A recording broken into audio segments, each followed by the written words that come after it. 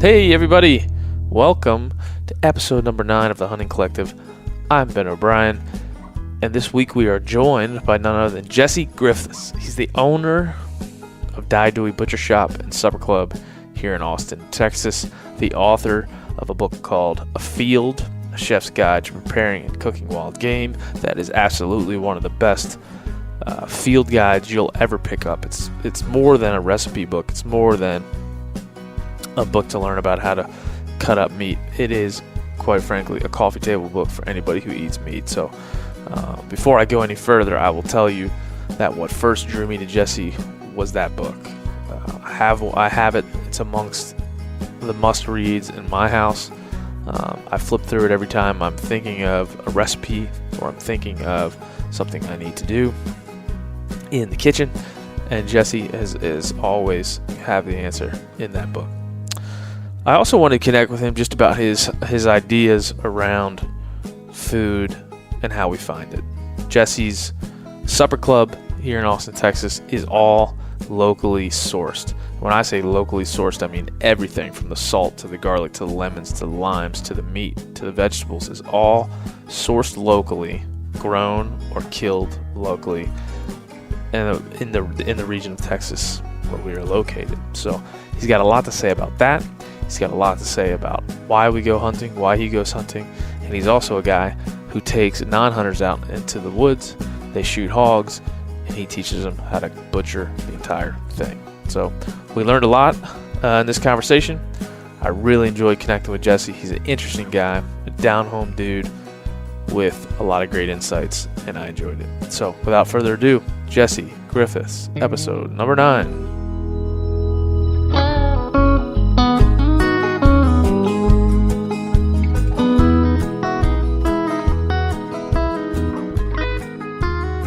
All right, Jesse Griffiths, thanks for joining me. Yeah, absolutely. We're here in the Yeti flagship. We're going to do it outside to be really authentic here in Austin, but it was windy, so we're pretty windy. Stuck in a green room drinking beer or canned wine in your case. In my case. So Austin, Texas, you're a business owner, restaurateur, have a lot of history here. You were telling me 1998 is when you first came to town. Yeah. What was it like when you first got here? Oh, in my perspective at the time, I was just a line cook, looking for work. And Austin had that glow. I came from North Texas, and I just thought this was the coolest town. And obviously I stayed here, so there's something going. But I got down here, I really liked it. I was able to, fish in any direction on my days off, and I think that really sealed the deal, being able to go to the hill country or go up to the big reservoirs or anything. There's just endless places to go out here, and so I stayed. Well, you have a restaurant here that's becoming pretty famous, Dai Due. Yeah. And I guess that spins right into how you do things over there. You take ingredients from the region and build pretty fantastic dishes from my experience. Well, thank you. What do you feel like is unique about this place? About the region? Yeah, the region culinary wise. I think it's it's kind of a sleeper. We always compare it to Northern California, where the modern theory of local sourcing started. Local sourcing is quite possibly the oldest concept known to man, maybe the second oldest. Yeah. And of just eating food that comes from around where you live. And so, but it was popularized in the 70s and 80s in the Berkeley and San Francisco, and they really kind of pushed it home. And I think the ideal of being able to do that in Central Texas, it looks pretty bleak here sometimes. But if you travel in 3 hours in any direction, you've got so many options. You've got the Gulf to the east, you've got the hill country to the west. Up north, it's Blackland Prairie. There's dairy farms, lots of agriculture up there, and then you go south for 3 hours, and they're growing mangoes. Yeah.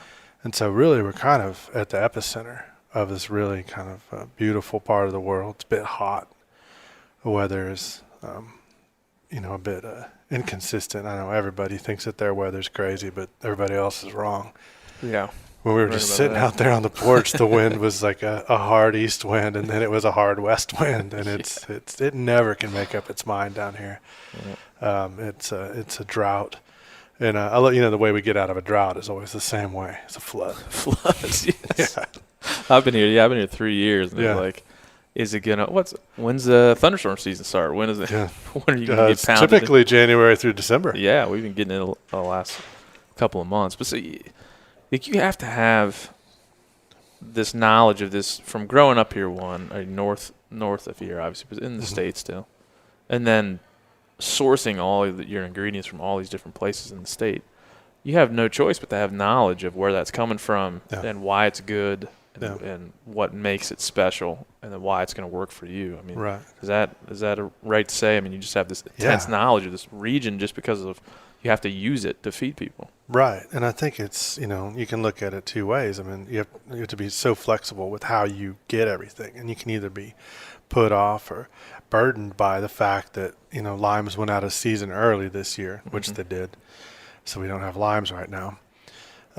Or you can kind of celebrate the way that works. Whereas last year we had limes year round. Like it was just a great year. The lime trees just produced. We never had any slowdown. And just look back on 2017 as being the best lime year ever. Yeah. And just the knowledge of when things come and go and how simple that is and when to celebrate. Like we put flounder back on the menu the other day, and it's fun to explain to the staff that flounder leave for a while.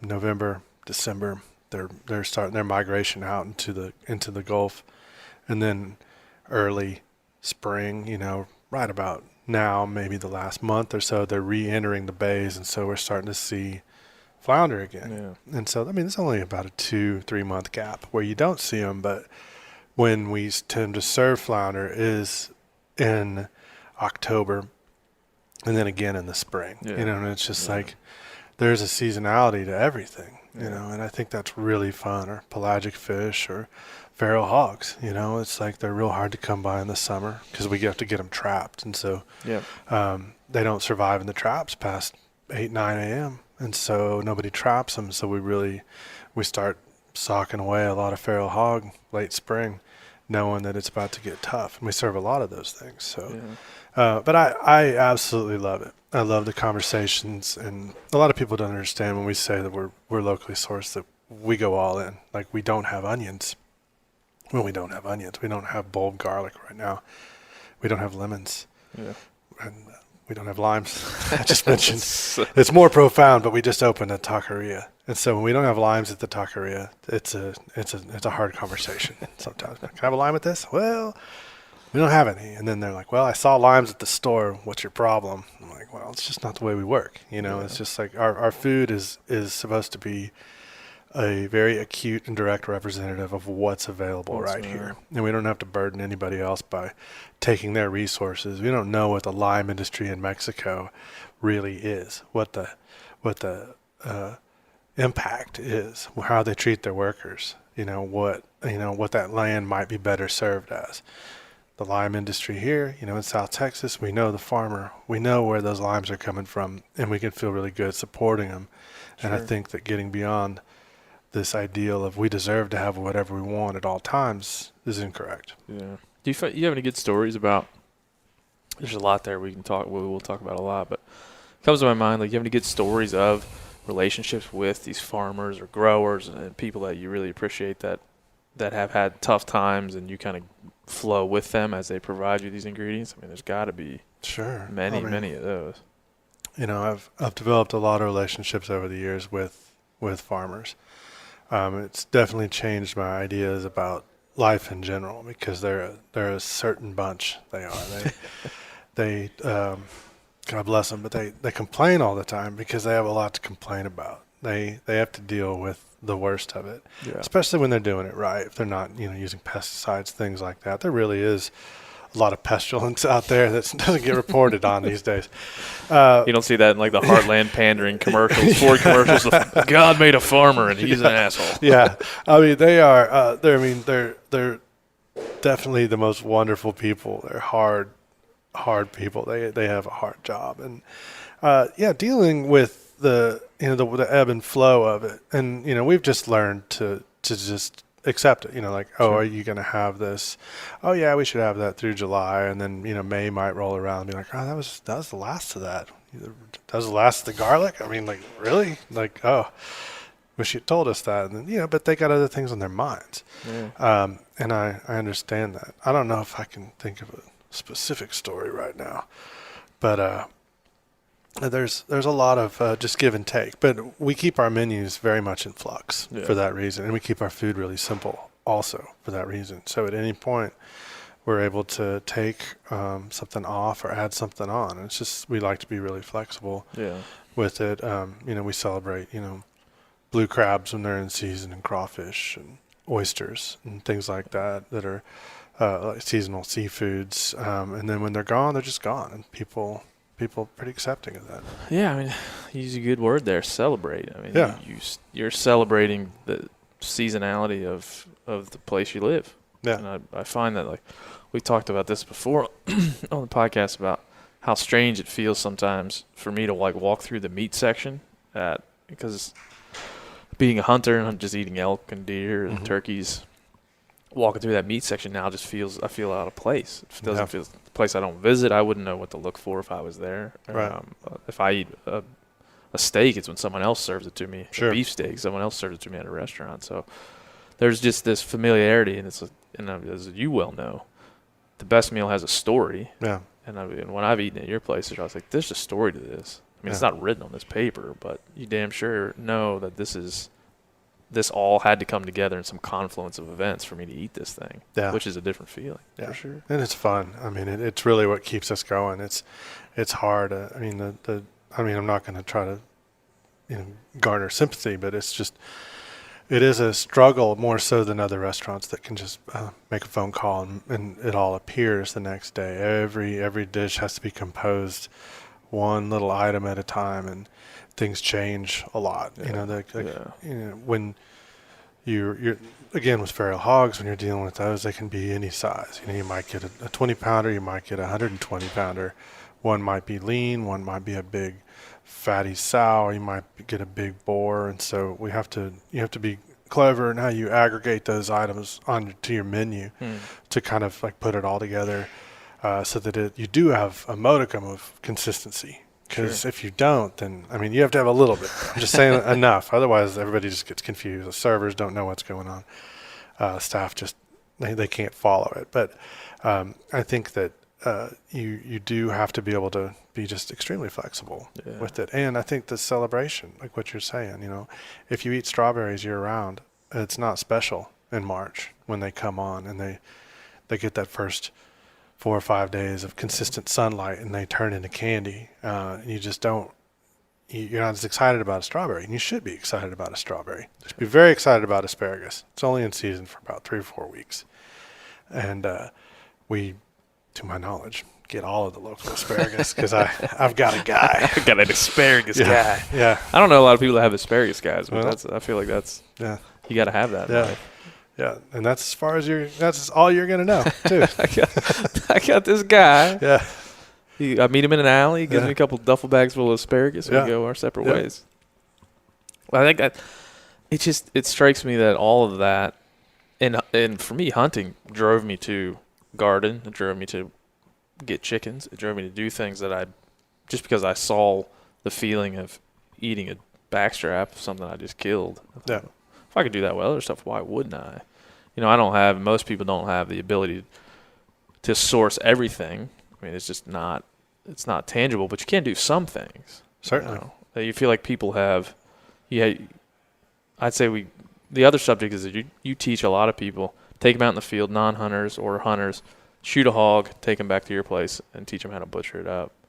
I think that's also a problem in this country where even for hunters, nobody has a problem coming to your house and be like, can I borrow a deer steak? Mm-hmm. Then they go eat the deer steak and they tell somebody, I ate a deer steak. That was awesome. But do they know how to do it? Right. Do they have that skill? I think that's special all the way around. from knowing where your limes come from, to knowing where your garlic comes from, to knowing where that meat comes from, and also how to take care of specifically the meat part of it. Right. And I think education is a key part of it. And with attitudes that are, I'm not going to say changing, let's just say swirling as far as where food comes from, what guns are for, what hunting is. I think that it's, there's definitely, there's kind of a moving line as far as who is doing these things these days. You know, when 8 years ago in Austin, it was a little different. Hunting was definitely perceived to be kind of in the realm of gun culture, and it's since shifted a bit in an appropriate direction. And I love seeing that, or fishing, or whatever. You know, like you said, you got chickens, and it's like once you spend a year eating just fish and venison and eggs from your chickens, it's really hard to go back to buying that at the store, because you notice the way that food sits with you. It's not the same. Yeah.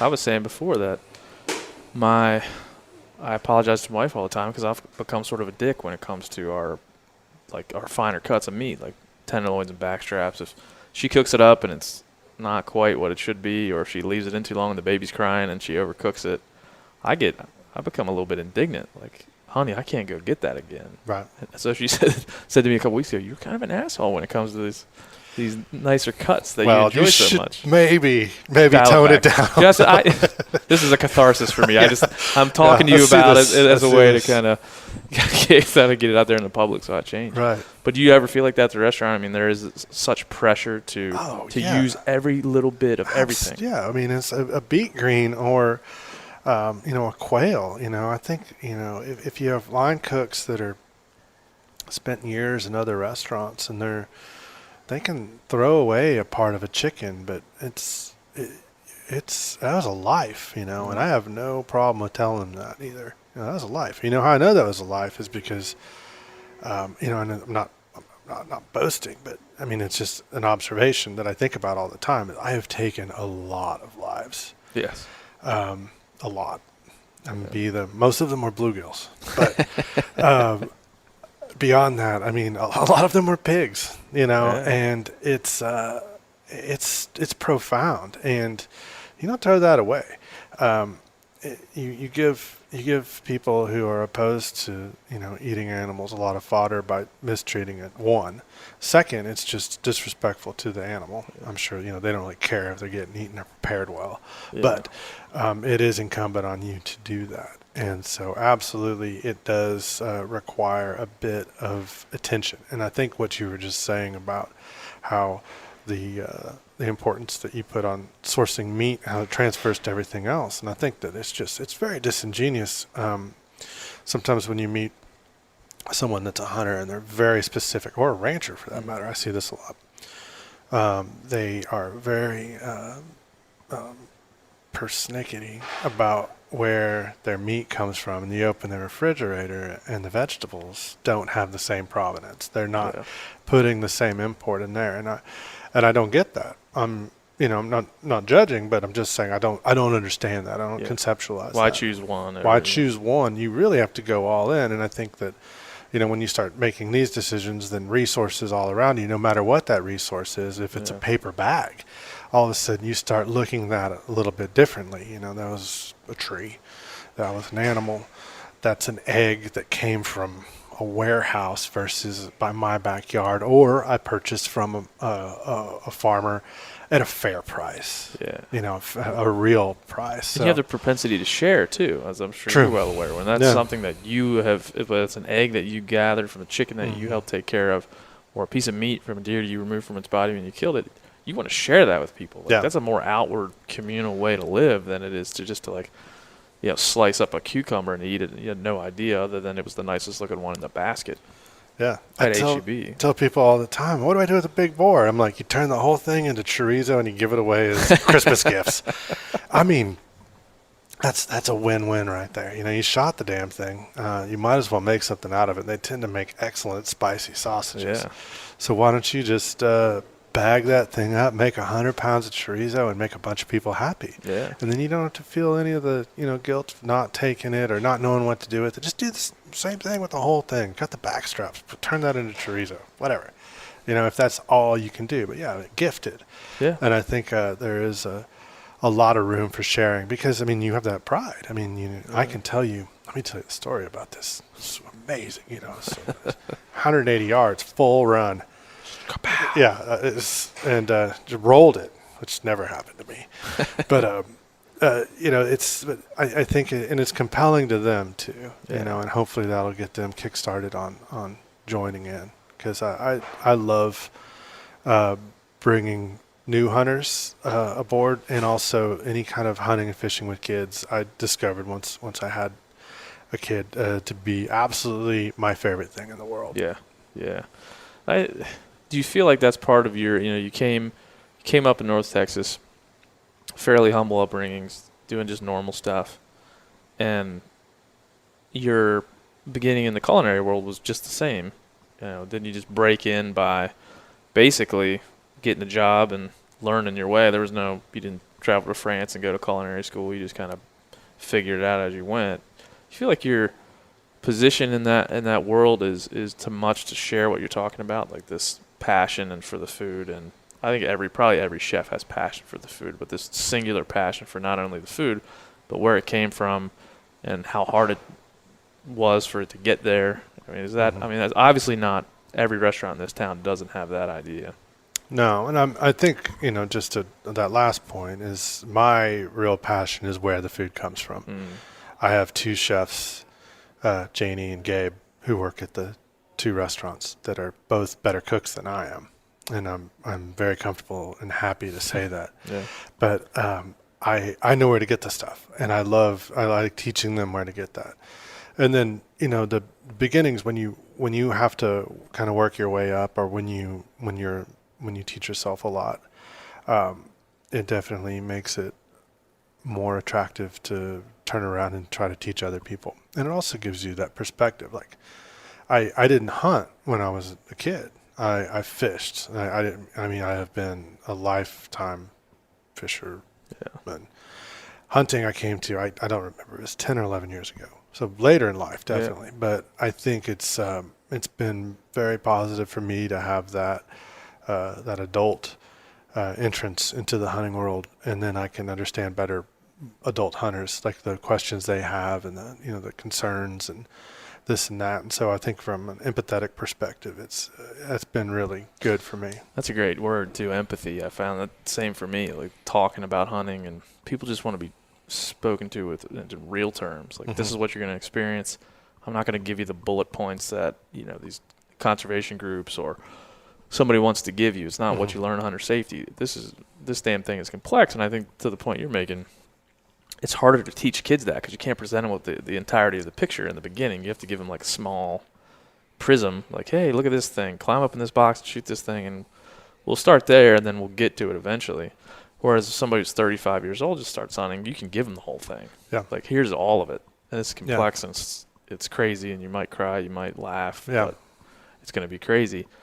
And then for you just to connect the food to it, which a lot of folks don't, even I am very guilty of taking, if I get a deer and I don't have the weekend to process it, take out the good cuts, cut the steaks out of the hams, and take the rest of the butcher and let them do it. And even there, I feel bad. I'm like, man, well, you're still getting it back. Yeah, it's still coming back.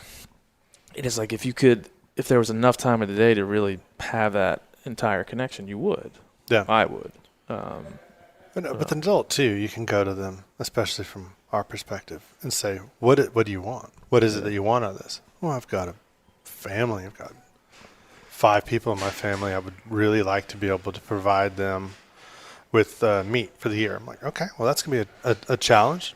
Do you have a place to hunt? Do you have a place to process this? Do you have a freezer? A freezer? I'm like, oh, yeah, you got to get a freezer. Things like that. And to be able to go to them and then like, oh, yeah, well, what do your kids eat? Will they eat anything? Will they only eat burgers? Ground or sausage or this or that? And then and I think most of them are like, oh, I thought that, you have to do this and that. I'm like, no, you can make this work for you. Oh, yeah. You can go in there and totally get out of it what you want and have that comfort, because I'll do these classes where we might do a fairly complex butchery sequence, and like, oh, this is how you cut the chops, and there's this steak and that steak and this roast and that roast, and people be like, well, what do you do? And I'm like, well, grind most of it, make a bunch of it into like a breakfast sausage, make hot dogs, and it's very, very simple what I do, because that's my needs. My daughter will eat like the ground. Yeah. I mean, endlessly. I've got a lot of buddies that are like that. So like, just if you want to take the steaks, take them, because you and your wife love that. My kid will eat the ground. That's it. Yeah. At a lot of levels. Yeah. So you're taking how many people a year hunting that have never hunted before, or at least have like not a whole lot of experience doing it? Well, it's our public classes. We do public and we do private. So most of the private classes that everybody's been before, because we're typically being brought to a ranch, and 9 times out of 10, we're dealing with hogs. Mm-hmm. We have a hog problem. We need to know what to do with these hogs. Come out to our ranch for this weekend. We roll out. We cook all the food. We, show them a few tricks and cleaning them just to, make the whole process go a little bit better. We teach them how to butcher, cook, package, all that. But the public class is where anybody can sign up, just one person if you want to come along. Usually, group about 6-7 people together.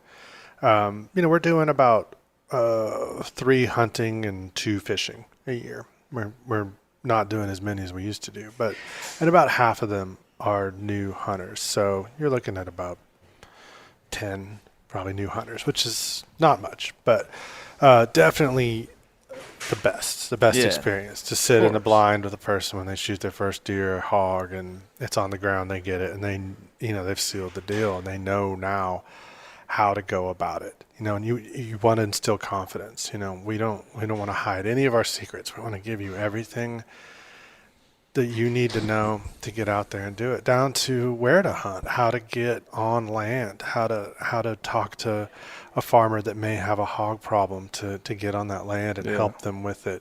And nothing fancy. We're not trying to teach people how to do a week-long trek in Wyoming for elk. We're talking down home, getting mostly city people out there and connected with a hunt. And these days I'm just really, I stay pretty focused on hogs because it just makes so much sense. Oh yeah.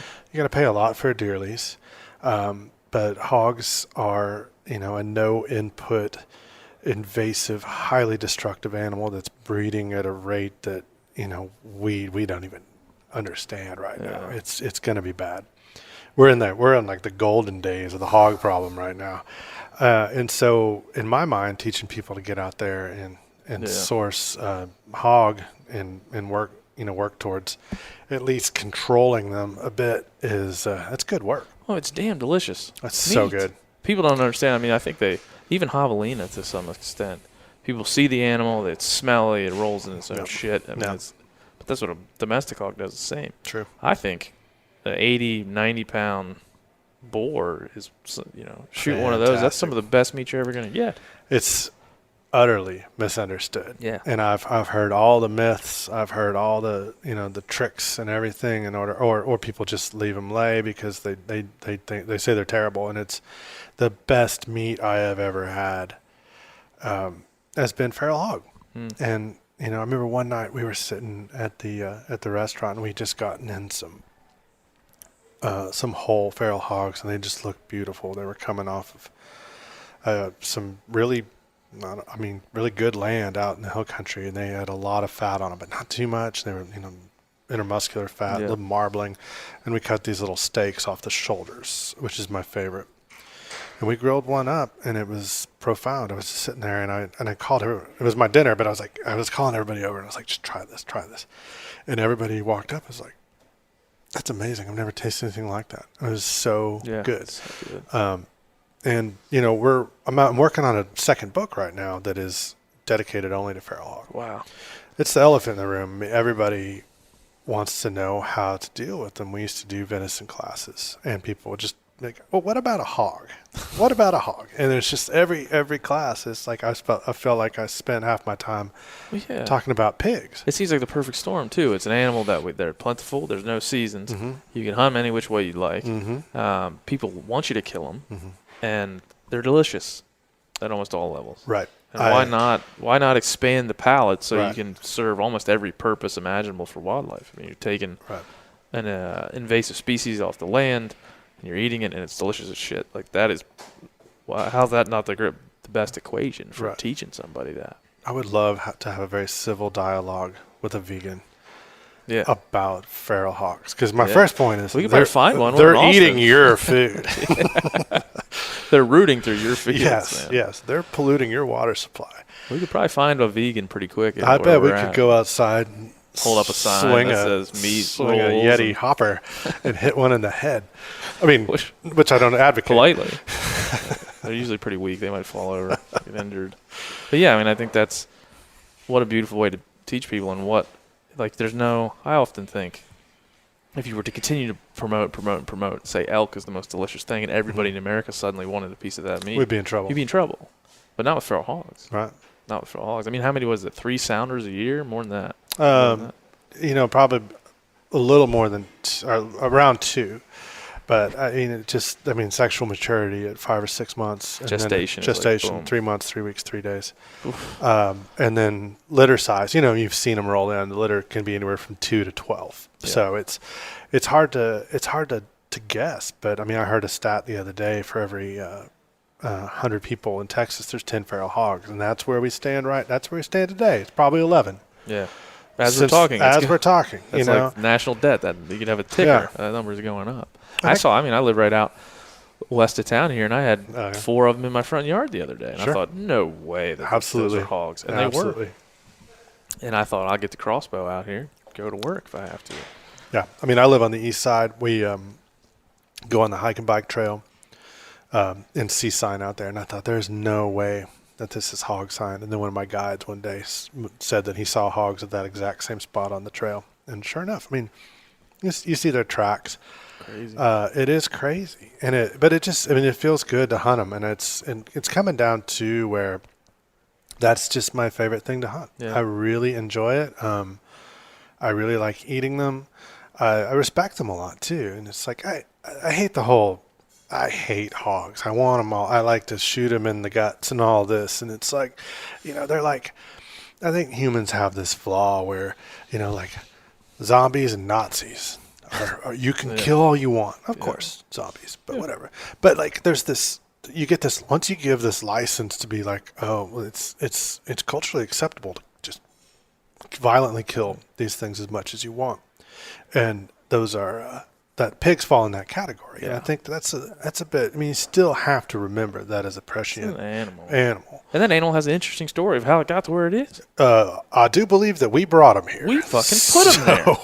Yeah. So, I mean, it wasn't maybe you, unless you can trace your roots back to Spanish conquistadors. I'm Irish. We were too drunk to pull off that coordination. Right. Could have never figured that out. But it is a problem that we brought on ourselves, and so I think that have a bit of respect for. Well, and you see that in New Zealand a lot. They have all these feral. Feral is the term, non-native mammals they have there, and they're get up in a helicopter and fly around, shoot red deer like it's going out of style, or shoot chamois and tar and just throw them in a ditch. Like, those animals are there now. They're part of the landscape. You put them there. Maybe you didn't, but your grandfather did. So why not treat them like? Even if they're destructive and invasive, why not treat them as part of the landscape and something to go in and manage? Right. And as you're well aware, as soon as you take the gloves off, as far as don't respect this animal, we don't care anymore, it starts to be playtime. Yeah. And it starts to be like, I can kill it any way I want. I can throw a grenade at it. If I miss whatever, blow its leg off, doesn't matter. It's just a hog. Yeah. Like, man, that like surfaces a lot of the shit that anti-hunters think is down hiding there, that we're trying to be like, wow, we're conservationists, but not really. Precisely. Yeah, and so hogs have tended to like surface this. I can do whatever I want now, and I sure do like killing. Yeah. And I don't like killing elk. I do like killing these hogs. Yeah. Wait a minute, I feel like you feel like that about everything. Yeah. And so that's a problem I've had with the jumping a helicopter and mow them down, or Right. And I get it as a control, like if your land is completely overrun, which is very common. And that is not my land, so I'm not there to make that decision, and I'm not judging, but I'm just saying the motivations and the joy taken out of just the wounding. I do have a problem with that. Yeah. And I'm not saying that every hog needs to be retained in order to feed people, but I don't see anything wrong with making it a goal. It's like if we don't start thinking about these things now, when are we going to? It would be a nice thing. There are people in this state that don't have enough food. There are hogs that are killed from helicopters and they just rot. And I don't have a clear solution for that, but I'm just saying, avoiding the conversation or pretending like, there's nothing that can be done in that case. I think it's not correct. Well, like most of those things, it's complicated, but it's not. That doesn't mean we're not going to talk about it. Sure. And examine it. Like, sure. Hey, this is currently. It's kind of like the gloves are off. That's at some level that's okay because that's necessary. Sure. But at some level we got to like make sure we rein that in sometimes. We're like okay, nighttime tactical hog hunting is fine, but you need to pile them up in the back of your truck and take them into town, take them to a processor, and give them away, or eat them yourself, whatever you're going to do, or shoot them out of a helicopter. That's great, but just have an idea of what's going to happen at the end of that. Yeah, it'd be something to strive for. And in that said, also, I would never take a running shot on a deer, ever. I will take a running shot on a hog. 100%, totally agree. I mean, those animals are different. You would treat them differently because of what they are. Yes. It's an entangled one. It's one that I always think of like it's a cash crop for a lot of outfitters. Yeah. You pay people, if it was really that big a problem, dudes wouldn't be taking your money. They'd be like, come on. Yeah. It's costing me money. I don't know if you got a hog problem if you charge $200 a day to be on your land. $200 a day. If you see a hog, you can shoot one. Like, wait a minute. What are you talking about? I got 20 bullets you were overrun. Right here. Yeah, I got 20 bullets right here. I'm going to shoot 20. That's how that should work. Yeah. So I've seen that how it becomes a bit of a cash crop. Now, that's not totally true all over the place, but some people treat it like, well, I can make a little bit of money off this. Mm-hmm. It is still hunting in its grander sense, so I have to charge somebody for it. If you're doing that, the simple act of doing that, you're already giving up the eradication idea because that's now it's a commodity. It's not. You don't want to eradicate a commodity. Yeah, exactly. And that's our whole. That's like a weird conundrum with our value system. Like hunting provides value. Right. Holy shit, hunting's now providing value to something that we want to eradicate. Well, look at the scimitar oryx. Yeah, it was preserved through hunting. People got all up in arms because they thought we're going to kill all of them, but hunters don't want to kill all of them. They want to keep them around. Yeah. And so the complicating factor with hogs is, the state agencies want them all gone. And so to monetize them in any way through hunting and so forth is detrimental to their efforts. And I know a couple states, I can't name them, but they have outlawed recreational hog hunting and as an experiment to see what happens if you 100% demonetize the hunting of hogs to see if that affects their population. I think you and I know what the answer it's not to that work. is. It's not going to. Ranchers aren't just going to all of a sudden give that up. And I mean, I've never paid to hunt a hog, but every time I see one, I'm like, it's an exciting experience. Like, there's a hog, I'm going to shoot that, I'm going to eat that. Yeah. And I'm excited about that. Oh, I see ribs. Yeah. I see a whole hog. I'm like, I see a 50-pound hog. I don't see like, oh, cute little fella. I see that's a whole hog. I can put on my Traeger. I can close that thing covered in bacon, ironically covered in bacon. Go back in the house and come back and it's delicious. Like that's what I see. Yeah. And I think if other folks would see that, and I'll be interested, being a Texan, what you think about javelina, because now that I shot and ate a few javelina, I think the same thing about them. When I see one, I'm like, dinner, boom. Yeah. Yeah. I mean, there's limitations on those though. Two a year. And I mean, as a game animal and not as prolific. And, like I said, it's like all of my hunting efforts are pretty much, I mean, I go to the deer store once a year and like, I just want to knock down some big does as fast as I can. If I saw a 14-point buck walk out, I'd take a picture of it and show it to somebody that cares and be like, I saw him over there. That thing costs a lot of money to somebody. If you're interested, he might be there, but I am not. I don't care. Shoot a few does, shoot a few ducks. And beyond that, it's gotten down to being hogs for me. Yeah, and that's great. I look forward to reading that book because there's a lot there's a lot that I think people need to know. One, about the history of the animal, and two, about like where it stands now and where it stands to go in the future, because it certainly is an entangled. And Texas is like the flag, the way for we're going to set the standard here. In control, and it's such a interesting environment because 98% privately owned state has it's helped the hogs quite a bit because there's these vast ranches, and these hogs have huge areas where they can go, huge sanctuaries that they can be untouched and breed, and then they're fed corn almost year round in a lot of places too. So the problem is exacerbated by the almost cultural climate of Texas. Yeah. So I find it very fascinating, and I really want to be able to delve into it. And I think that this project that we're working on, we're trying to approach cooking them in a way where we kind of empower people to look at their individual hog and be like, oh, I can get this and that out of them, instead of treating each hog as the same animal, because 30-pound pig is not the same as a 200-pound boar. Yeah, and I had a Texas rancher tell me not too long ago that any hog over 150 pounds he throws in a ditch. Oh, I've I was heard like, dude, that that's one. more meat. Yeah. Like you said, I probably aren't going to cut the back straps out and cook them that night. No. But I'll figure something out. But those 149-pounders, succulent. Succulent. 160 pounds of ruins it. No way. No way. Can't have it. Can't have. But that's, and same with javelinas. Guys like, well, them old skunk pigs, can't eat those. I'm like, they stink. I'm like, well, yeah, they stink. So do hogs. But you just peel off those glands, and they're above their hip, and they taste as good as anything I've ever tasted. Yeah. Audad. We've been told, when we were on a ranch, we worked on a ranch for about 5 years for our public classes, and last 2 years they allowed us to take some audad, and my favorite conversations. Oh, hey, you ever had audad? No. I've heard it's inedible. Did you try it? No. Okay, good. I shot one down in Del Rio. Not a scientist, are you? Yeah. Not a theorist either. Yeah. I shot one down in Del Rio, and the cook was Mexican, and he would not let me in. They said, well, we don't cook that here. I'm like, well, you kill it here. We cook it here. They said, well, the cook doesn't allow it in his kitchen. Like, not even, I said, I'll cook it. They said, he doesn't allow the meat anywhere near his kitchen. That's how, and they were, at some level, an all-dead outfitter. So I cooked it up over the open fire, and it was terrible because I didn't really care at that point. But I talked to him, and he said, oh, they stink, they smell, they're nasty animals, face of animals. Like, that doesn't mean all that can't be good. No, it's true. I mean, but, people tend to also shoot the biggest male. Yeah, which I did. I did. It was like an old ram, too. Yeah. Yeah, well, Yeah. Do you feel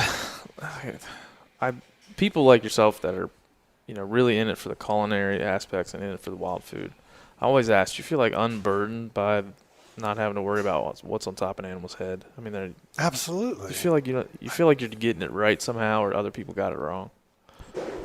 I really don't care what other people do, and if they're really into that, then I support that. Yeah. I think that's wonderful.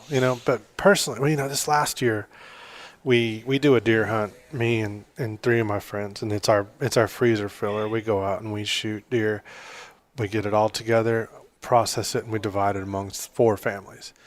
In years past, we've always hit it perfectly when the does are really active, and it's in South Texas, and the does are typically just huge and beautiful and super tasty. This year, the deer had already bachelored up when we went down there. We went down there about 2 weeks later than we normally do, and we ended up just shooting mostly spikes. And I just really noticed the difference in the meat, you know. And I miss my does, I mean, I like my ladies, and I like a big lady, big rump, and it's not the same. And to me, that's what it's all about, And I of course I enjoy hunting. I love it. But I enjoy, at the end of the day when the 4 of us come back and we've got 4 or 5, maybe 6 does on the ground, and it's like, that's a good day. Oh man. When I was a kid, skinning parties, like, hunting was great. Killing an animal was always a big event. But just 4 or 5 guys in a garage with 2 deer strung up was the best part of it for me. I look forward to that more than anything. Yeah, I love it too, and just, peeking under there, seeing how much fat they've got, seeing how good your shot was, and just looking forward to that deer. But yeah, no, I love, listening to like Steven Rinella or reading his books and stuff like that. But it's, and I think this is really interesting because I'm not that kind of hunter at all. I was talking to a friend of mine the other day, and we are very much on the same page in that. Well, I'll back up. He went out the other day to a local creek right after a rain. He nailed 3 big channel catfish. He drove 20 minutes from his house. He went out there. He got those channel cats. He brought them home. His family is rabid for catfish. I love catfish too. Wow. I mean, and he was telling me this, and I was like, dude, you fucking nailed it. Like that is it right there to me and him. And we really see eye to eye.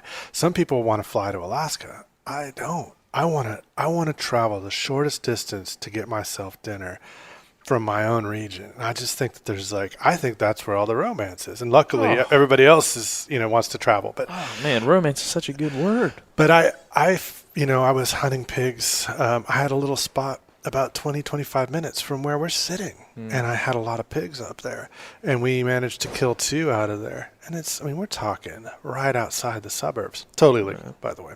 I got checked by the sheriff one day, and he said I was cool. City limits and all. Yeah, that was scary. Anyway, to me, that is the best, to be able to drive out there, shoot a pig, get it in the cooler, take a shower, and be sitting down for dinner at 8 p.m. Yeah, man. That's really what I want, and it's not this long, torturous hunt. But I see the beauty in that. But really, I am mostly in it for the food, and the more efficient I can be about that, the more excited I get. It's funny that I see, we talk to people that do it for all these different reasons, and there's some people that I know that do it for that personal experience, that arduous journey, the bettering of self, and the it's animal. Wonderful. Yeah, the animal at the end is great. The meat at the end is great, but none of that would be as special if there was this journey, this hard journey that was all about perspective and challenge. Sure. That kind of thing. That's awesome. Oh, I'm glad there's a spectrum of people why they do it. Yeah, somebody like yourself would be like, I'd rather not mess with that. I'd love to go catch a catfish. That's just as beautiful, and I think the romance for a place that is right in front of you is a little bit more intense than the romance for a place that's far away. Right. And I think that's key to what you're talking about. You can your kids can understand because of that catfish what it means when it rains, what it means when the spring bloom starts, what these trees mean, what those trees mean, what that owl hoot means, what that turkey gobble means. That is. I have a small son, and I walk outside, and I can't wait to tell him all how all this is connected to who he is and what he does as a human. And you can't. You can come back and talk about a caribou, but you can't show him one. Right. Unless it's Christmas time or something. Yeah. No, I think that's really profound, and that's that's why I love it. I got to go on a grouse hunt in Idaho, and it was amazing. And I really loved it, but I would have been just as happy catching, some crappie, 45 minutes northeast of here. Yeah. It would have been absolutely. And that's, that people, I think we tend to add value to more beautiful animals. We tend to add value to elk. Certainly. And I think we probably also add value regionally to animals that are more plentiful, turkeys and deer and such. But for me, when I think about what's the most regal animal, I'm like, oh man, the wild sheep. Yeah. I've seen a few wild sheep out in nature before. And I think why not have the same respect or the same admiration for a catfish? Absolutely. That lives where you live and does, basically is a part of your daily existence. Whereas this sheep, there's very little I can do to affect that sheep's life and vice versa. Yeah. And so what you're touching on is exactly that. You can reach in that water and touch that catfish whenever you feel like it. If you're good, if you're good at noodling. Yeah. In that sense, you feel like when you're teaching, when you're taking somebody through a hog they just killed and they're cutting the meat out and they're dissecting it, you feel like that romance is there during the process. They're feeling that as they're doing it, or is it just paint by numbers at that point? No, they're in it, and I think it's the most fun part of my job is, well, the hunt. I mean, I think that's where the real adrenaline build happens, And I remember I do a parks and wildlife hunt. I guide and I'll cook dinner and then do a little class the next day out at Inks Lake, which is really fun. State park around here. They close off for hunting. And so I don't know, there's something really exciting about going to a state park that's closed for hunting. And so it's, you feel like you're getting to pick all that forbidden you step fruit. over the rope and you're like, look at it. Yeah, like the deer that were on the playground the night before, and all of a sudden, but it's available to new hunters and it's to expose them. And it's, being able to sit with them when they shoot their first deer. And man, I don't know. I mean, my heart is just racing when I see that deer walk out and you're like, oh, that is your deer. I know it. That's your deer. And I'm like, take your time. And I'm just trying to be cool because if I'm not cool, that guy is not going to be cool. So I love it. I really, really love it. And then in the cleaning, when they touch it for the first time and they realize it's hot, not cold. And there's all these little steps that they got to take, and then the guts, and it's like, oh, it's a little stinky. Yeah, but it'll get better here in a second. We'll be fine. And then, kind of work through it, and then you show them all the different cuts and what you can do with it and how to, get the most out of it. And, again, have that conversation. It's like, what do you want? Well, I don't know. I'm like, what do you like to eat? You have a blank slate in front of you. If you like sausage, man, you just hit the jackpot. So, all those things. And no, there's such a tangible excitement with new hunters, and also teaching lifelong hunters how to cut and do things a little better. Oh, I never knew you could take the rib meat off of a deer and make anything worthwhile. I'm like, absolutely you can. Because I think as a hunter, even somebody who hunts all the time, you learn that in little pieces. You don't learn it in one sitting. You're like, oh, this is kind of cool. I'll do this one time. Yeah. Oh, that worked. I'll do that next time. That's I'm how I've still learned. learning. I am still learning. Absolutely. And every animal's a little different, and you just, it always changes, and I love that. And I'm always, I'll try this out with that, see if that's good. Sometimes it works, sometimes it doesn't. That's the beauty of it. It is the beauty of it. And but it's yours. Yeah. Food-wise, is there anything that, there's a lot of people out there that shoot a deer, specifically deer, I'd say, venison. Is there any tips that you've learned that are foolproof that you just think people need to know? Because I'm interested in that. Like, as I cut up an elk or cut up a deer, is there something that's universal that you've seen that always works and that people never do? I think there is. And I think that specifically with venison is people battle silver skin too much. Silver skin is collagen. It's going to melt into gelatin if it's cooked at a consistent, pretty low, relatively low temperature, like 190 or over for a long period of time. Let's say 3, 4, 5 hours. So all those pieces on the deer, like the shanks, the neck, things like that have a lot of silver in them. Use those to your advantage. Just cut those off in big pieces and slow cook those. Don't try to bone them out and then clean all the silver off. You're wasting your time. And also what you're doing is you're undermining the base fact that silver skin has a quality. That quality being gelatin. Gelatin being a richness, also nutrition. So take those shanks and those neck pieces and just cut those into big chunks and slow cook those, and then let the meat fall off the bone instead of trying to go in there and meticulously trim all that silver out so you can get it to your grinder. There's other cuts on that animal, namely the hams, the shoulders, that are going to be way easier to put in the grinder. And in fact, you can just throw them right in if you have a powerful grinder. You don't really need to even worry about cleaning them up at all. So what we've done there is not only are you getting more nutrition or flavor out of that animal, but you're also doing a lot less work. It's kind of this lazy approach, but I feel that people get frustrated. Like, it takes so much time to trim all the silver out. And I'm like, I spend 0 minutes trimming silver. Leave it on out. the back straps? No, absolutely got to take it off of there. You're fast cooking it? Yeah, exactly. Any muscle that doesn't get worked a lot, like your backstrap, your tenderloin, has to be cooked quickly, obviously. But that silver can go into stock. Of course, if you're not dealing with chronic wasting disease, there's the big asterisk right there. Forever, But yeah.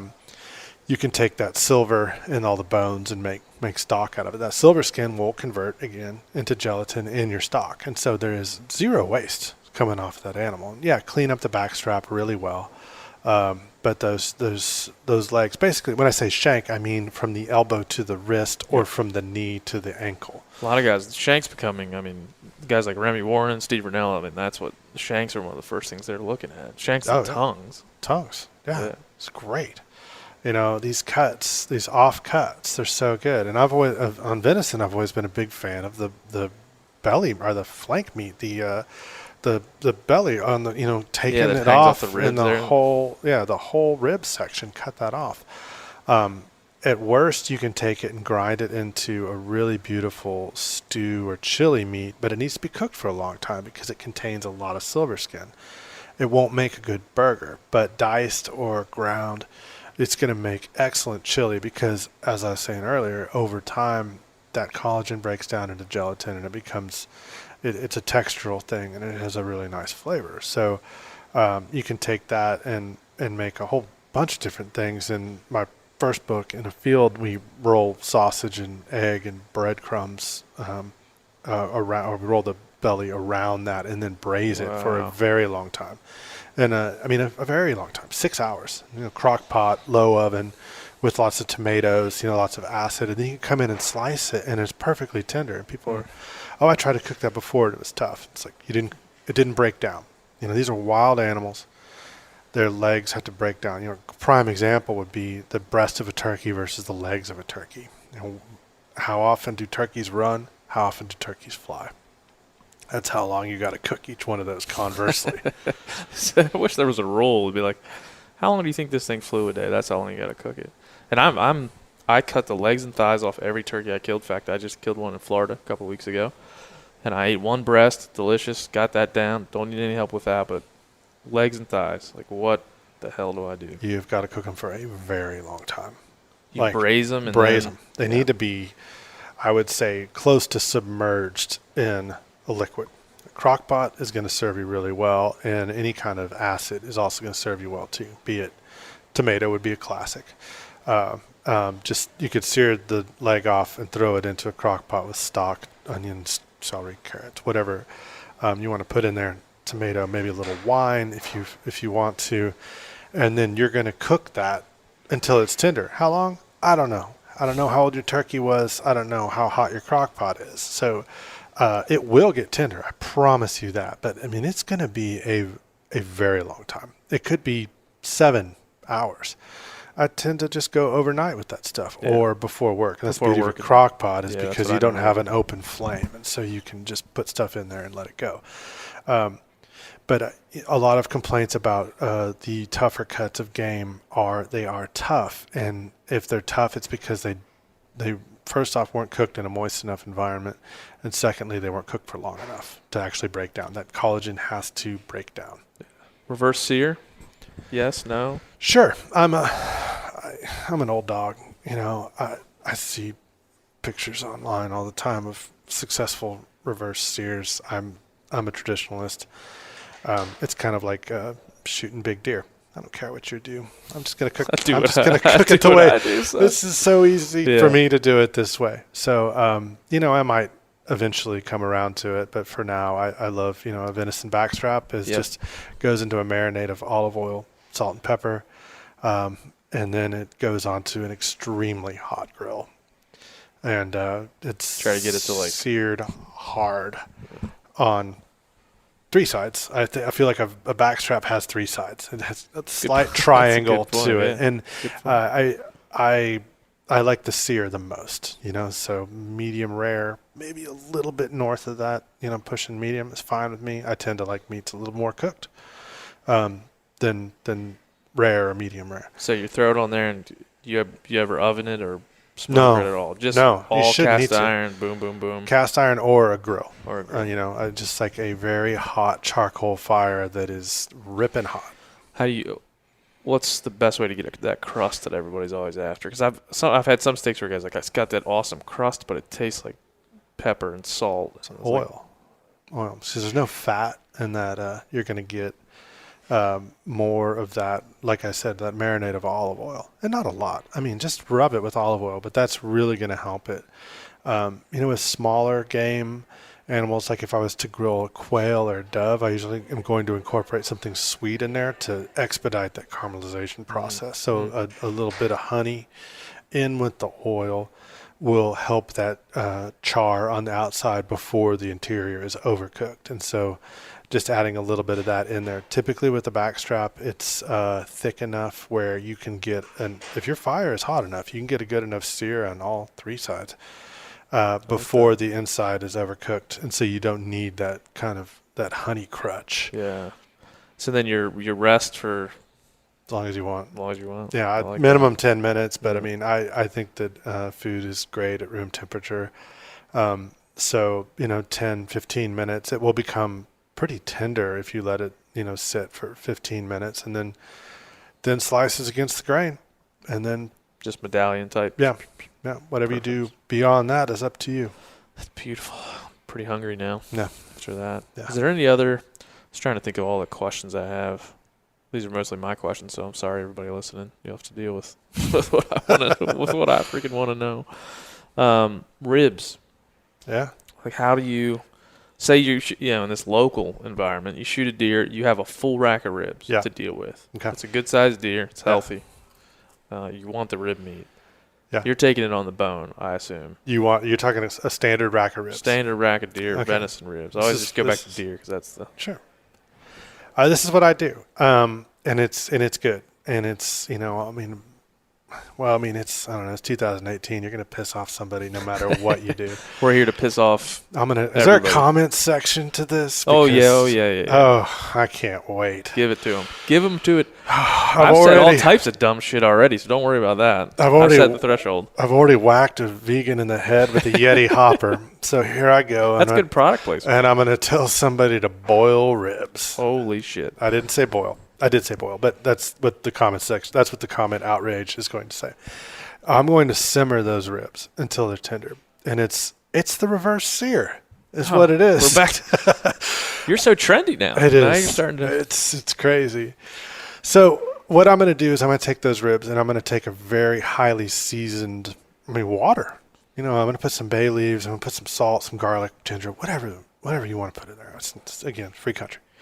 So, and I'm going to cook those ribs at a simmer, not a boil, until they are tender. Not falling apart tender, but just tender. And then I'm going to pull them out and I'm going to cool them a little bit. I'm going to taste a little bit. And if it's seasoned enough, I'm not going to season them anymore. If it needs a little salt and pepper, I'm going to salt and pepper them. And then I'm going to get, again, a ripping hot fire. Mm-hmm. Maybe you're doing a mixed grill, a little backstrap and a little bit of ribs. Great, because you just need one fire on there now. And I'm going to take a 50-50 mix of vinegar and honey. Whatever vinegar you want to use is fine. I prefer, an apple cider vinegar is going to be really good. I'm going to take those ribs and I am going to brush them with that, and I'm going to put them on the grill and flip and baste and baste and baste until they get a crust. And so what I've done with the initial cook is I've got them tender, and then with the secondary cook, I've added a little bit of smoke. I've added some char, I've added some sour, and I've added some sweet. And the reason that you can't go all the way on the smoker with those venison ribs is they just don't have the fat really to self-baste when they're breaking down. But, in order not to just throw them away, this is a really good method. You could also pre-cook them and then 3 days later throw them on the grill. Okay. You can cook them in your stock pot and then pull them out and then, get secondary nutrition out of those bones in the form of the venison stock. There's all kinds of things you can do with it. But for ribs, that's what I do. A hog ribs is a case by case. If they've got enough fat, you can do a traditional just straight up smoke on them. If they're super lean, revert to the pre-cook. Pre-cook. We'll call it pre-cook for this conversation. Yeah. Take it back to there's a dead deer on the ground, skinned it, its guts are out. How do I go about getting these ribs off in a way that makes sense and is quick and clean, and No. I'm not snapping bones all over the place. Cleaver and a mallet. You got to get the cleaver and mallet. Very, very basic. Once you get the hang of it, you can take down any animal with a boning knife, a cleaver, and a mallet, pretty much. Get rid of the saw and the dust. Instead, a nice sharp cleaver. I love a old hickory carbon steel $25 cleaver, my favorite.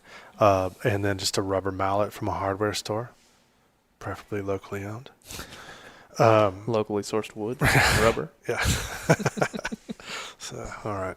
So, but I think the cleaver and mallet, you just tap, tap, tap right through those ribs. You can use a saw. Saws get a little funky in there. But yeah, it's the best way to get them off. And on a deer, I never cut chops off a deer. I always take cleaned backstrap. There's too much connective tissue in that chop. I think the backstrap is superior. There's been some buddies of mine, they'll go unnamed. His name's John Dudley, who posted something through Traeger with chop, like backstrap chops with the bone still in them. Now, you can definitely do it. Is that legit? I mean, that's sure. Gonna make it. Yeah. Absolutely. I just find there to be a bit too much connective tissue in there compared to that pure, a really well cleaned backstrap on the grill. I kind of prefer that experience over it. But again, it's free country. Free country. We are in Texas. Yeah. God extra free. It's extra free here. Yeah. Are there any I don't know why I was thinking about this when we were talking earlier. Are there any things that frustrate you that you want to talk about? Just not in. How much time we got left? Let's go. You said you got to pick your kid up at 5. Yeah. You got some time. No. Are there any things like in the hunting and the culinary worlds, just because this is a hunting podcast, is there anything that frustrates you that you feel like that?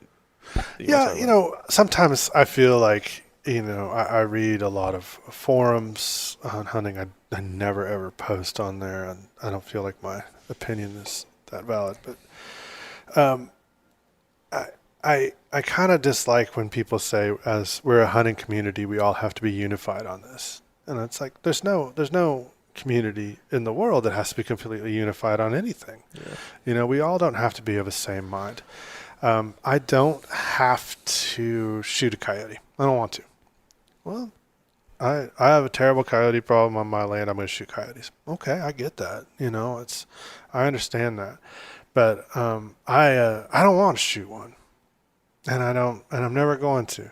So, we don't have to be unified. We can have these differences of opinion, and you can do as you wish on your land and things like that. I wish that, I understand as hunters right now, there is kind of a call for unity because certain aspects might be considered to be under attack. But at the same time, we have to have kind of a spectrum of ideals. Yeah. In order to be, plausible. And that will always be true. Hunting will always be under attack as long as it's. Maybe there was a time in our society where it wasn't, but like modern sport hunting is almost always been on attack. For it's been around for 90 years. It's been under attack the entire 90 years, and it's only intensifying because of urbanization, things like that. But your point is well taken. There's a lot of people in our industry that are big names that are calling for this out and out unity. Like, look. I get what you're saying. I get the idea of what you're saying, but that idea of this unity that has to be in perpetuity. That's more dangerous than a bunch of smart, free thinkers with the same goal coming together. Be like, how do we figure this thing out? Correct. It's super complicated. It's complex. Yeah, I think it's very complex. I think just, of course I'll respect other people's opinions and it's legal. And I'm sure there are many cases where you need to shoot that coyote. Oh, yeah. But you're going to have to do that. Well, Ranella, he's made the best. If I could come up with a better analogy, he's like, look, if we're all in a boat and somebody's in there shooting holes in it, you're not going to be like, well, we're all in the boat together. We got to let him keep shooting holes in it. No, right. You push him over the edge. Like, you just say, if you please walk the plank. We would like to plug the holes up and for you to get out. Right. And so that's a harsh, I don't feel like I would never tell everybody to like kick out people that do something they don't agree with, but I think it would be much better if we all codified a little bit of like what are the barriers with which hunting exists, and then try to, if we can better define those, then we don't have to so worry about all our conversations being in this weird gray area where you don't agree. High fence being the perfect example of that. Like you live in Texas, high fences are everywhere. I just drove here from Houston. That's all you see. Black Buck Ranch. It's a freaking high fence. Yeah. I know that 3,000. I mean, I've never been on it, but it's delicious. Yeah. Do you feel like, as a Texan, you have, as a pretty, by now you've been here long enough that you could say that you're a Texan? You can tell me I'm not Texan because I'm from North Texas or something. I'm like, I've been called a Yankee. Wait a minute, son. Because I was from north the of Fort Mason-Dixon Worth. line is a little bit further north than North Texas. Yes. that's not the intent. Sorry, I didn't mean to derail. Go ahead. No, I just think that how we define that matters, and how we define if high fence could save the scimitar horn oryx in some way. That's important for that animal, but is it hunting now? Like, is it just game farming, which is okay because you run a restaurant. You can't just buy, Billy Bob's deer from down the street. It's got to come from an approved game farm. Is that right? Not to make that muddy that water, but ours they're trapped, and so they tend to come either from a cull on a typically a high fence ranch, or escapees that are trapped. Yeah. I think that they are definitely a couple steps more wild than a farm, most definitely. As in respects to the venison that we get in, the black buck, the sika, red deer, elk, things like that, non-native, and I like to think of them as invasive. Same thing goes for the feral hogs; they're trapped. Yeah, I mean that's a great point. I think, the way I think about it is just like we're kind of dealing with our situation, and high fences exist. I think the jury's out as to the long-term effects of what sequestering groups of wildlife can do. I think chronic wasting disease might illuminate that a little bit more, because that might be how it gets here. And but at the same time, we live in a place that's got a lot of wild land, and it's because people steward it through private ownership. And that's a great thing in my mind. And so if you've put a high fence around it, then maybe that's gonna just work in your benefit towards stewarding that land. There's a lot of argument, and I really don't know. And again, it just boils down to I just do what you want to do on your land. Yeah, this is America. I would never be like, let's regulate high fence. Like, you want to have high fence ranches? Perfect. Yeah. Go for it. If somebody wants to come there and shoot one of those animals and do whatever they want, hang on their wall, or I'm fine with that. But I think where we as hunters should probably draw the line is like, look, it's not hunting per se. Like, just call it something different. Don't try to, like, there's an elk on the wall in front of us. If that elk was killed in a high fence and I came over and you were like, how'd you kill that elk? And you said, well, you know what? I went out, it's early in the morning, crawled up a hill, there he was, and I shot him, and there he's on my wall. You're like, well, that's a misrepresentation of hunting. Like, that's you taking the easy route and then trying to represent the hard route that I took or you took. That's using the aspect of the trophy to signify something that's false. And so that concept is wrong. So what do you do? Not let that person hanging on the wall, or make him put a plaque underneath, like disclaimer? Yeah, you can't regulate it. There's no way. Put an ear tag in it. Yeah, that's it. It's got to have an ear tag around the head of the animal. Yeah. But so I don't know how you would regulate that. Yeah. And that said, we've got some clients that bring us down for a class or two a year. And they're high fenced, and it's I think it's 25,000 acres. It's massive. And they're usually on the last day. We're all done, and they're like, "Hey, you want to go kill a hog?" And I'm like, "I got my pants on, right?" And so, is that going to be the title of your next book? I got my pants on. I got my pants on, volume 2. And I've gone out there, and I think I've sat 4 or 5 times, and I've never killed a pig. They just gave me the slip, and they're always confounded by that. They're like, you telling me you didn't see a pig? I'm like, I swear I didn't see a pig. I saw a horse with antlers on it. That's for sure. I saw the biggest deer I've ever seen in my life. Oh, and I've hunted turkeys on high fence places where like a zebra scared away the bird that was coming. We hunted 2 years ago. We hunted a place that had tigers and eland in the front yard. Tigers, of course, in the cage, eland not. But I mean, I was calling a bird in and looking up, and there's like a tiger walking on the skyline. That's so strange. Only in Texas. Yeah. Only in Texas. But yeah, I think that this culture it's not indicative of the rest of the country. I mean, the culture down here is I would say unique. It's not strange. It's just unique. Mm-hmm. Both because of the way the land is treated, the privatization of all this land. 99% of this giant state is private. And then the fact that there's a whole culture around putting fences up around it, and what that means, and why, like you said, I'd be more interested in reading about what it does to the landscape, whether it improves it surely doesn't improve the biodiversity of a place if you fence it off. Right. And just putting a bunch of invasive species in there, so just in the off chance they don't get out, is even more dangerous because they often do get out. Right. Hence, you can drive an hour west of here and shoot an axis deer on the Llano River. Yeah. A free-ranging one. Speaking of, if anybody out there listening has access to access, access, please contact me. I have a prejudice against those things. I can probably make that happen for you. So good. Oh my gosh, we're getting ready to so go. Good. 3 weeks we're going to Lanai in Hawaii. Oh. Yeah. I killed 3 of them things last year, and I'm out of the meat already.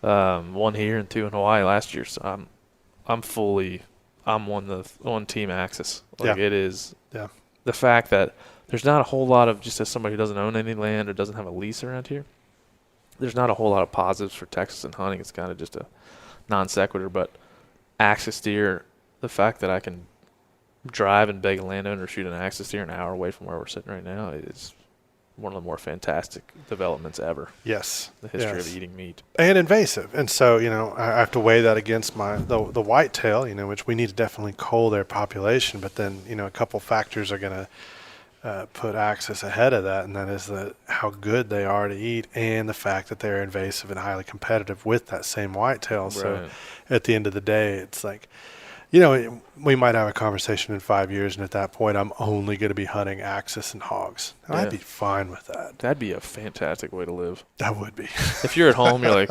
honey, we got.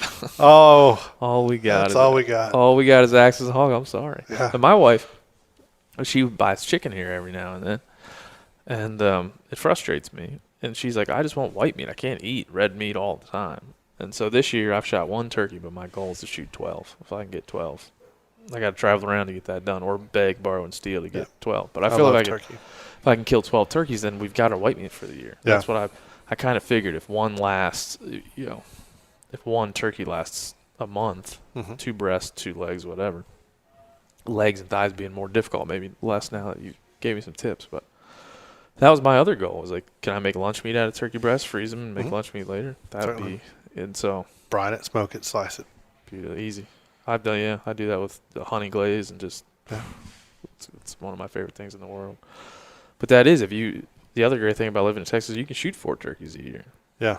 And if you don't like to eat white meat a lot, that would last you 6-8 months if you do it right. Yeah, I'm gonna try to shoot 2 this weekend. Me too. Yeah. I'll let you know how it goes. Yeah, I'm gonna shoot. If 4 come in, I'm shooting 4. That's how I feel. And last year I did a lot of hunting with a bow for turkeys because I was just really into archery, and I still am. But now that I'm on this mission to feed the family, shotgun. Yeah. Like a full on. I'm not trying to tickle them anymore. Like this. I don't need the handicap. I shoot them in the 270 face. And a shotgun. A 12 gauge just does everything for me. You never had any problems with that? Not the lethality of a 270 versus an arrow, like 300 feet per second. Last turkey I got with that 270, I got to say I put a really good shot on it. I lost 0 meat on that thing.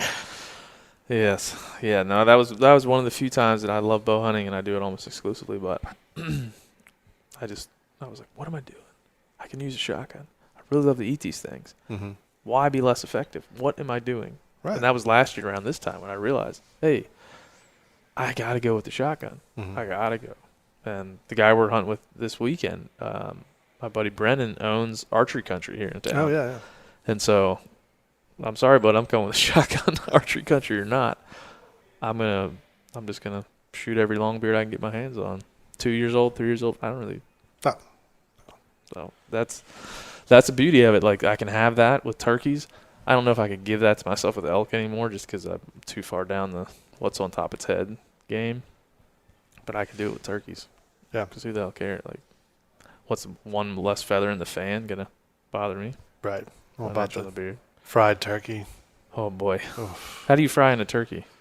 I just cut this is so redneck, but I mean, just cut it into strips and probably brine it, throw it in a little buttermilk for, a few hours, maybe up to like 12 hours. Let it kind of tenderize a little bit and then just bread it. Just buttermilk?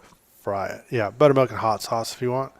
Add a little more acid in there. Then just dredge it in flour and deep fry it. I mean, the pro tip would be deep fry it in pure beef fat. And then you're really going to be happy about that. You're changing lives. Yeah. We're going to post this at lunchtime.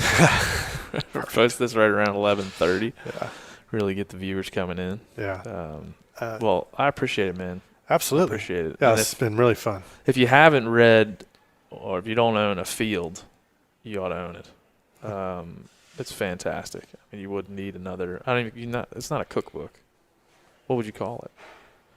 Coffee table book for meat people. Yeah. Meat eaters coffee table book. Yeah. Because it really is that. I mean, it's not just recipes. It's not just butchering.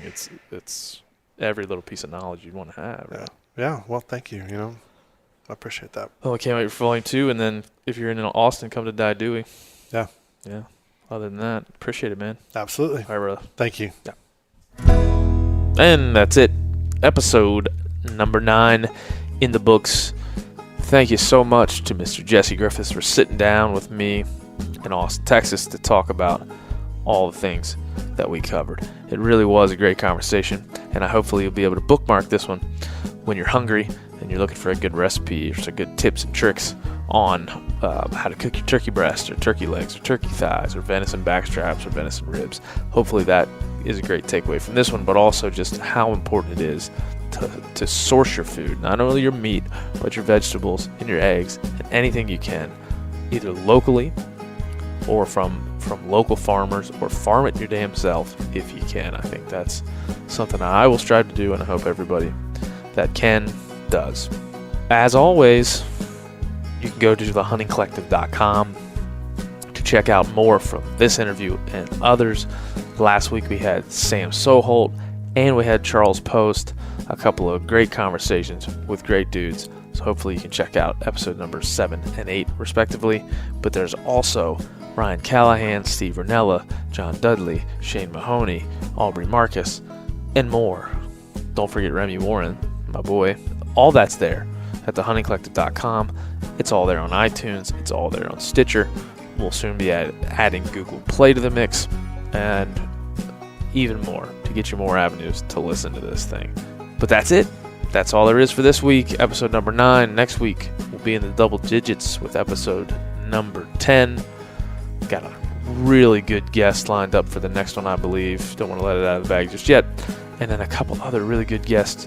And the following week, we'll be at the BHA Rendezvous in Boise, Idaho. I'll be hanging out there Thursday all day and part of the day Friday. I got to bounce out early. Unfortunately, won't be able to hang the whole weekend. But I hope to see some of you there, and I'll be podcasting with some of the industry's best during those couple of days. So, thanks for tuning in one more time. HuntingCollective.com, at BennyOB301 on Instagram. Come check us out. Until next time, see ya.